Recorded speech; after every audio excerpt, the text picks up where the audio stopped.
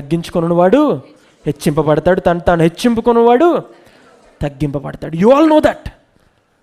You must be humble because of what you are having, not what you want to be. నువ్వు అవ్వాలనుకున్న దాన్ని బట్టి నీకు ఇప్పుడే గర్వం వచ్చిందనుకోండి, దేవుడు తగ్గించేస్తాడు. కానీ నువ్వు అవ్విన తర్వాత కూడా అదే తగ్గింపుతో ఉన్నావు అనుకోండి, నేను దేవుడు ఇంకా ఇంకా హెచ్చిస్తానుంటాడు. హల్లెలూయా. మీ దైవజనుల కుటుంబం చూస్తే మీకు అర్థమవుతుంది. బికాజ్ ఆయన మీకు తెలుసు కాబట్టి.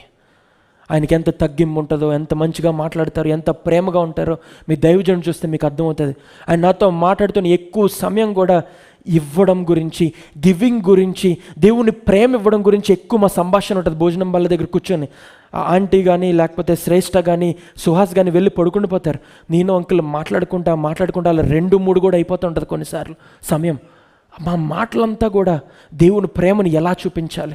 మన దగ్గర ఏమీ లేకపోయినా పర్లేదు, మన దగ్గర ఒక 10,000 ఉందా, అవసరం ఎవరైనా వచ్చాడా, అది తీసి ఇచ్చేయాలి. దేవుడే మళ్ళీ నిన్ను ముడతాడు. దేవుడు ఏ చేతి ఇచ్చావో ఆ చేతిని ఆశీర్వదిస్తాడు. కానీ సహాయంతో చేయి చాపిన వారికి అది నిజమని నీకు అనిపిస్తే నీకు తెలుస్తుంది. ఎందుకంటే దేవుని సేవలో ఉన్న మాకు దేవుడు ఈ డిజర్న్మెంట్, వివేచన జ్ఞానం అనేది ఒకటి ఇస్తాడండి.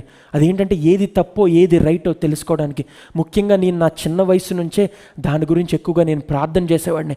ఎందుకంటే యేసుప్రభు వారు కొండ మీద ప్రసంగంలో బోధిస్తున్నప్పుడు అడుగుడి మీకు ఇవ్వబడును అని ఆయన చెప్పినప్పుడు దాన్ని చూసి అందరూ కూడా అడుగుడి మీకు ఇవ్వబడినట్టు, ఏదైతే అడిగితే అదంతా గొంతమ్మ కోరికలు అన్నీ తీర్చేస్తాడు నీ ప్రభు అని చాలామంది తప్పుడుగా బోధ చేస్తూ ఉంటారు.